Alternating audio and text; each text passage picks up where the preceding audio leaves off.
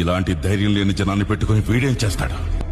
అవును సార్, మీరన్నట్టే మాకు ధైర్యం ఉండేది కాదు, శక్తి ఉండేది కాదు, నమ్మకము ఉండేది కాదు.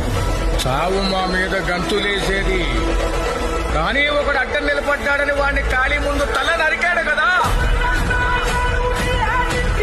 ఆ రోజు చాలా సంవత్సరాల తర్వాత చావు మీద మేము గంతులేసాం.